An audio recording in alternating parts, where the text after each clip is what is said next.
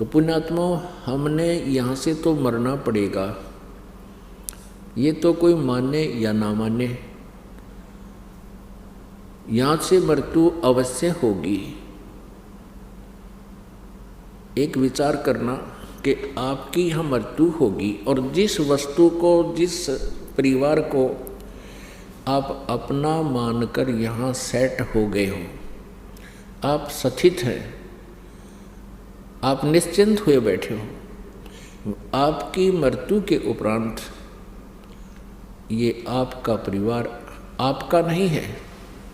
हो सकता है संस्कारवश आपकी मृत्यु के उपरांत आपका पुनर्जन्म नाइजीरिया में हो जाए। एक देश है नाइजीरिया, जहाँ काले काले से और इसे दूसरी टाइप का आहार, वहाँ बोली भी और तरह की, क्योंकि हमारे संस्कार रले मिले हैं।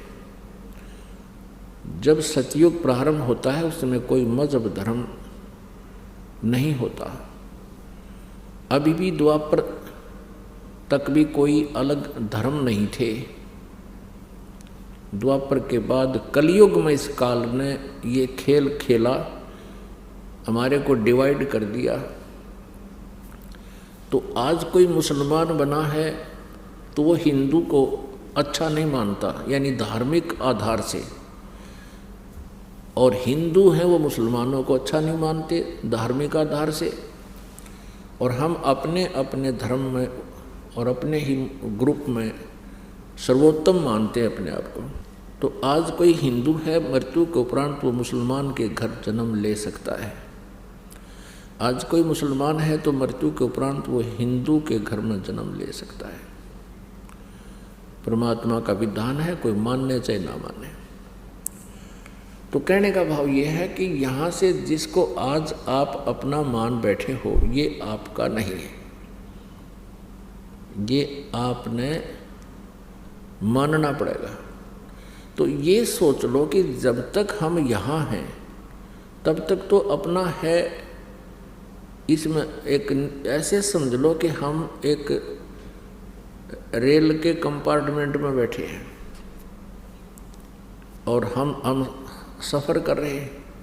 जो अच्छी आत्माएं होती हैं तो वहाँ एक बहुत प्यार से रहते हैं, और जैसे कोई वृद्ध है, कोई रोगी है, कोई बहन है, तो उनको किसी वस्तु की आवश्यकता होती है और ट्रेन रुकती है किसी स्टेशन पर थोड़ी देर के लिए, तो किसी से कुछ प्रार्थना करते हैं वृद्ध या रोगी, तो तुरंत वह बैठे कंपार्टमेंट में उनकी पूरी सेवा करते हैं। भागकर कोई फल लाना है, कोई चाय लानी है, अर्थात एक बहुत ही अच्छे शिष्टाचार से रहते हैं।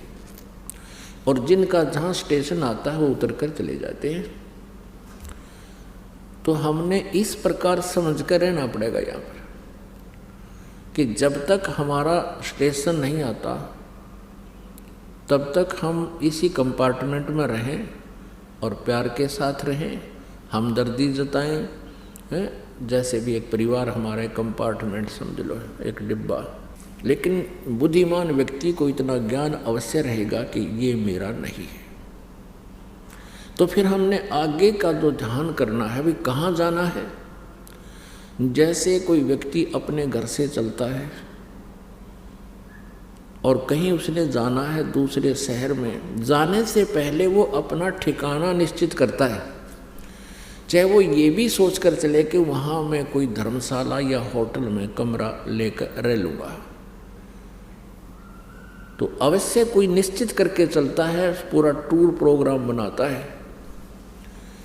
परमात्मा कहते हैं तुम जब संसार छोड़कर जाओगे, तुमने कहीं कोई ठिकाना सोचा है कि इसके बाद तुम कहाँ स्टे करोगे, कहाँ विश्राम होगा तुम्हारा। ये भी एक बहुत भूल है हमारी। तो अब हम अपना ठिकाना बना के चलेंगे और वो ठिकाना परमानेंट होगा। अब यहाँ से छूटने के बाद हम सतलोक जाएंगे।